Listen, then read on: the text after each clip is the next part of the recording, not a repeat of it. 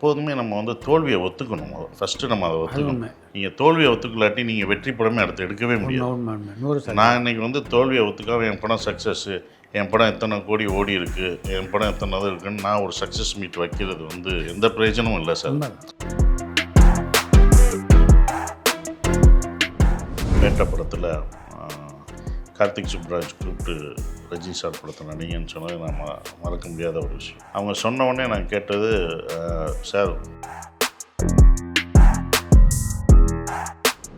Bharathi Raja sir வந்து எங்களுக்கு வந்து பாதை அமைச்சர், எங்களுக்கு மட்டும் இல்லை சார், நாங்களாம் இப்போ வந்து உட்காந்து இப்படி பேசுகிறோம், இதெல்லாம் காரணம்னா அது பாரதி ராஜா சார். அவர் கிராமத்திலேருந்து வந்து அவர் படம் எடுத்து அவர் ஜெயிக்கலைன்னா கிராமத்தில் இருந்த இளைஞர்கள் யாருமே வந்திருக்கவே முடியாது சார். யாருமே வந்திருக்கணும் சார். இன்றைக்கி உட்காந்து எத்தனை இளைஞர்கள் கிராமத்துக்கு அப்புறம் வர்றாங்கன்னா அதுக்கு வந்து இது பாதை அமைச்சு கொடுத்ததே பாரதி ராஜா சார் தான்.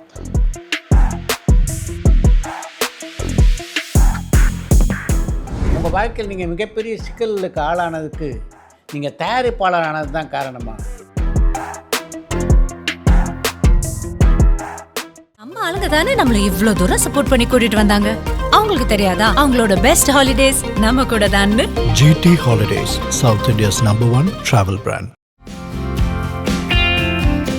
தரம், விலை இரண்டும் எப்போதுமே இரு துருவங்கள். அந்த இரு துருவங்களையும் இணைப்பதுதான் ஃபன் ஸ்டோரி. ஃபோன் 9566010006 மற்றும் 9566010007.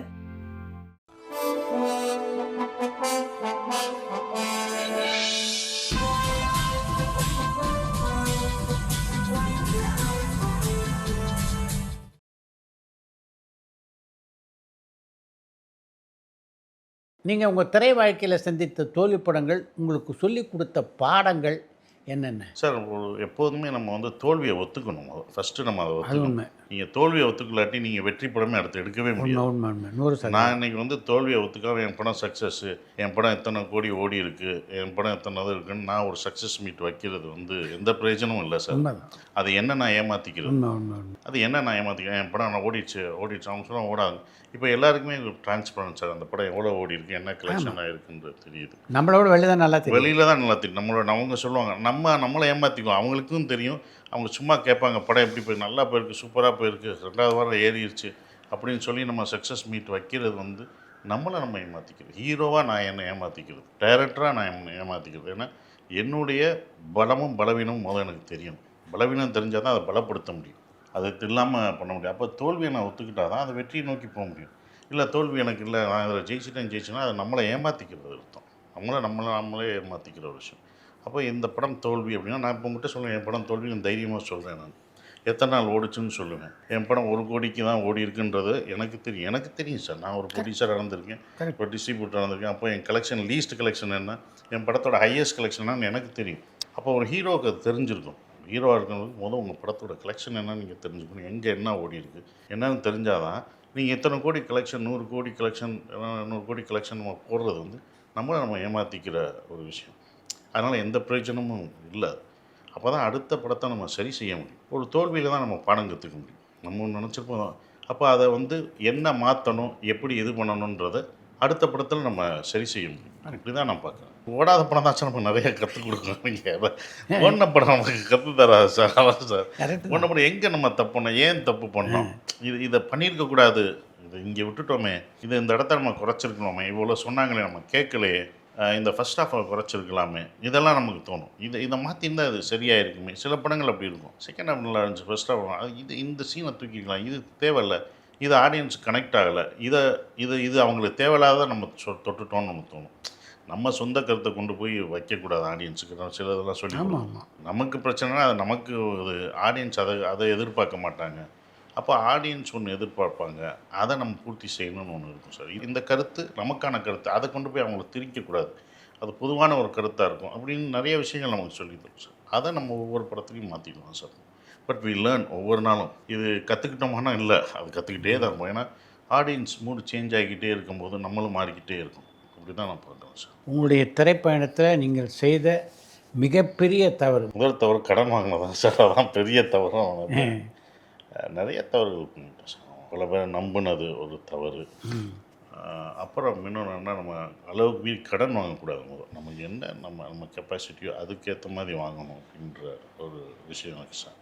அப்படி நிறைய அந்த தவறை நான் பண்ணதான். அது யார் மேலேயும் நான் வந்து கரெக்ட் பண்ணோம். இப்போ இவங்கனால நம்ம வந்து தவறு பண்ணிட்டோம்னா அதை நம்ம தான் அதை அக்செப்ட் பண்ணிக்கிறோம். இவங்கனால இல்லை இவர்னால உங்களுக்கு போச்சு அப்படிலாம் என்கிட்ட சூழ்நிலை சொல்லுவாங்க. தான் அதுக்கு காரணம். இவரெல்லாம் நம்மளால நம்ம கூட தான் பொறுப்பு ஏற்றுக்கணும். அந்த தவறுக்கு நம்ம தான் பொறுப்பு ஏற்றால் தான் அதை சரி செய்ய முடியும். ஸோ நமக்கு என்ன ஏதோ இதுதான் நம்மளோட இதுன்னா அந்த ஸ்ட்ரென்த்துக்கு ஏற்ற மாதிரி தான் நம்ம கடன் வாங்கணும்.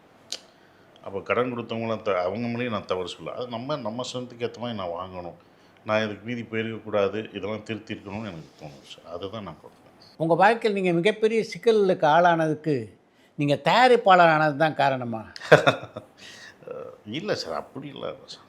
தயாரிப்பாளர் ஆனது பிரச்சனையே கிடையாது சார். அது நம்ம சொல்ல மாட்டேன் சார். அப்போ யாருமே தயாரிப்பாளர் வரமாட்டாங்க. அப்போ எதுவுமே தயாரிப்பாளர் நான் விரும்பி தானே சார் பண்ணேன். ஏன்னா என்னுடைய முதல் படம் வந்து யாரும் பண்ண மாட்டாங்கன்னு எனக்கு தெரியும். நான் தயாரிப்பாளர் விரும்பி பண்ணேன். பசங்க நான் பண்ணேன் சார். நான் ஒரு படம் ஃபஸ்ட்டு படம் பண்ணேன். அதில் 3 தயாரிப்பாளராக யாருமே இது கிடைக்காத ஒரு விஷயம் எனக்கு கிடச்சி சார். நான் நடிகராக ஜெயித்தேன் அந்த படத்தில், டைரக்டராக ஜெயித்தேன், தயாரிப்பாளராக 3 ஒரு படத்தில் எனக்கு கிடச்சிது. உண்மைதான். அப்புறம் அடுத்த படம் நம்ம பசங்க ப்ரொடியூஸ் பண்ணும்போது ஒரு தயாரிப்பாளராக ஜெயித்தேன் தனியாக. இது நாடோடிகள் பண்ணும்போது ஒரு நடிகனாகவும் ஜெயித்தேன். ஆமாம். அப்போ கொடுக்கும்போது மட்டும் நம்ம வந்து எல்லாம் நம்மளோட இதுன்னும்போது எடுக்கும்போது அதை நம்ம குறை சொல்லவே முடியாது சார். அது ப்ரொடியூசருக்கான இது கிடையாது சார். நம்ம எங்கேயோ தப்பாக யோசிச்சிட்டோம் அப்படின்ற ஒரு விஷயம் சார். எங்கேயோ ஒரு தப்பாக நம்ம ஸ்டெப் எடுத்து வைக்கிறது கொஞ்சம் பெருசாக எடுத்து வச்சிட்டோமோ, இன்னும் கேர்ஃபுல்லாக தான் எடுத்து வைக்கிறோம். பட் கடன் நான் நிறையா வாங்கினனால தான் அதாக இருக்குது. இல்லாட்டினா அந்த தயாரிப்பாளர் இன்னும் இருந்திருப்பான், இன்னும் நல்ல படம் பண்ணியிருப்பேன், இன்னும் தரமான படங்கள் எனக்கு பிடிச்ச படங்கள் நான் எடுத்திருப்பேன். இன்னும் நிறைய இளைஞர்கள் வந்து புது இளைஞர்கள் வந்து வந்திருப்பாங்க. அப்போ கம்பெனி ப்ரொடக்ஷன் நான் பண்ணாதது அது வந்து எனக்கு லாஸ் கிடையாது. நான் நிறைய பாண்டியராஜ் மாதிரி பல இயக்குநர்கள் வந்திருக்கலாம். ஏன்னா நான் எங்களோட தாட்டே அதான் தான், அந்த புது இயக்குநர்கள் தான் கொண்டு வரணுன்ற ஒரு விஷயம். ஏன்னா ஜெயிச்ச குதிரை மேலே பணம் கட்டுற மாதிரி இல்லை. நாங்கள் வச்சதே கம்பெனி வந்து will make stars, not go behind the stars, அப்படி தான் யோசிச்சோம். வில் மேக் ஸ்டார்ஸ் அப்படி தான் வச்சோம். அந்த ப்ரொடக்ஷனில் நாங்கள் ஆரம்பித்ததே நிறைய பேர் அதிலிருந்து வந்திருப்பாங்க, அதுக்கு எடுத்து வந்திருப்பாங்க. நிறைய நடிகர்களும் டைரக்டர்ஸும் வந்திருப்பாங்க. ஸோ வி மேக் ஸ்டார்ஸ்ன்னு தான் நாங்கள் அதை உருவாக்கணும்னு தான் அது ஆரம்பித்ததே. அது இப்போ பண்ண முடியல, அவ்வளோதான். ஒரு தயாரிப்பாளராக உங்களுக்கு பெருமை அளித்த தருணங்கள் அப்படின்னு எதை சொல்லலாம்? ரொம்ப பெருமையாக எனக்கு இருந்தது வந்து சார், பாலுமகேந்திரா வச்சு நான் தலைமுறைகள் பண்ணதான் சார். அதுதான் எனக்கு வந்து மிகப்பெரிய பெருமை. ஏன்னா நான் நேசித்த ஒருத்தர், இவங்கெல்லாம் நம்ம படம்ன்றதுக்கு ஒரு தூரத்துலேருந்து பார்த்த ஒரு மனிதர்.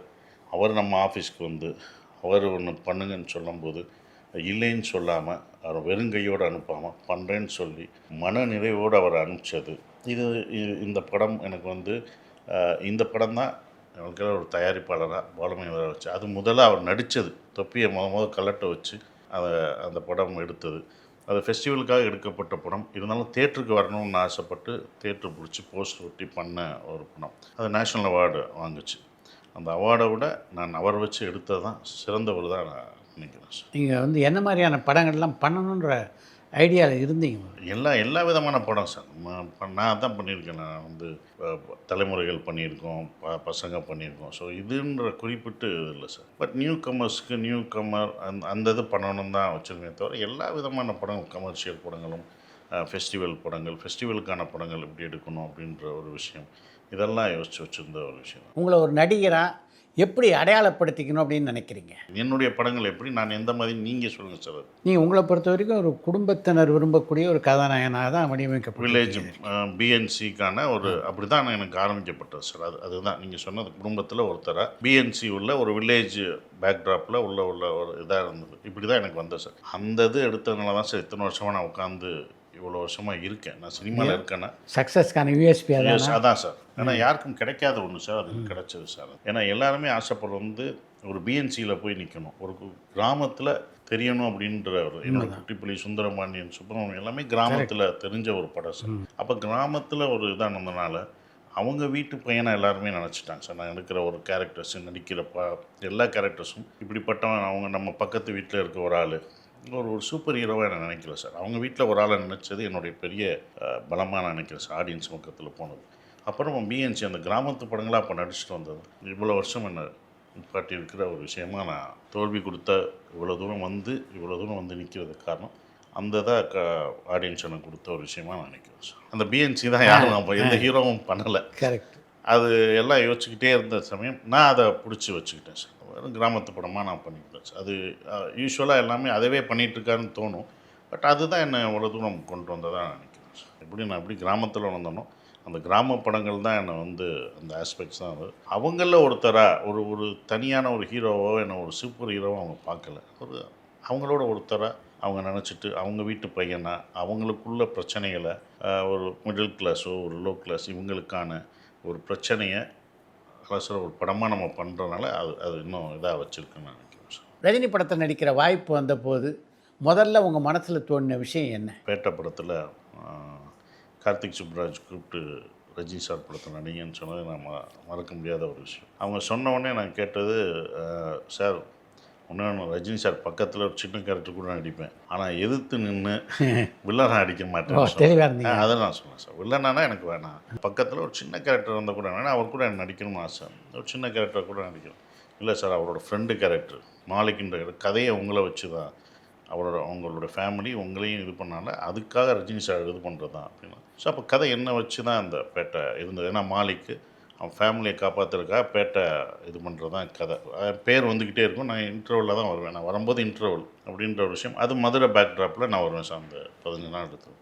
ஸோ அப்படி அதை பண்ணணும்னு நினச்சி தான் சார் நான் அதை பண்ணேன். எப்படி இருந்தது கார்த்திக் சுப்ராஜோட ஒர்க் பண்ணேன்? ரொம்ப நல்லா இருந்தது சார். கார்த்திக் சுப்ராஜோட ஒர்க் பண்ண ரொம்ப ஈஸியாக இருந்தது.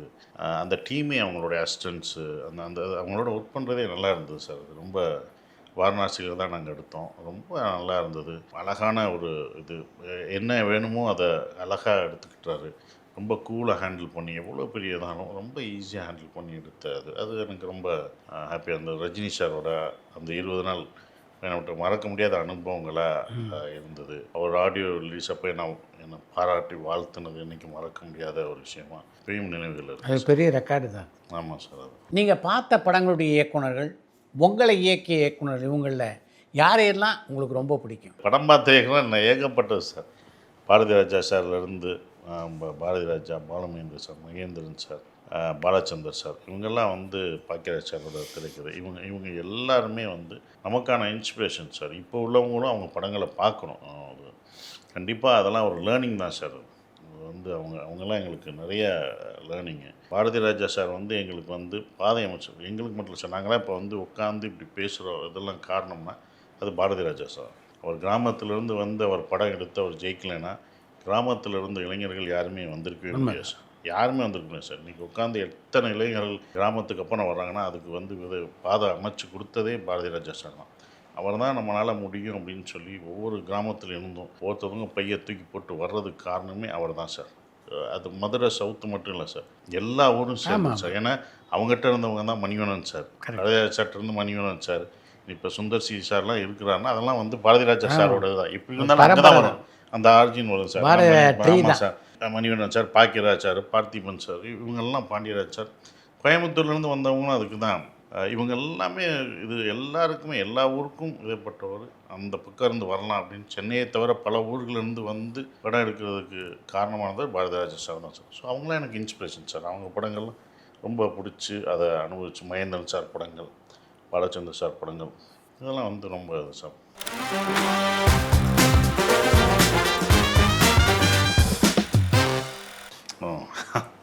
இது சென்னை இன்டர்நேஷ்னல் ஃபிலிம் ஃபெஸ்டிவல் இப்போ நடந்தது சார். இதில் வந்து டூரிஸ்ட் ஃபேமிலிக்காக பெஸ்ட் ஆக்டரை வந்து கொடுத்தாங்க சார்.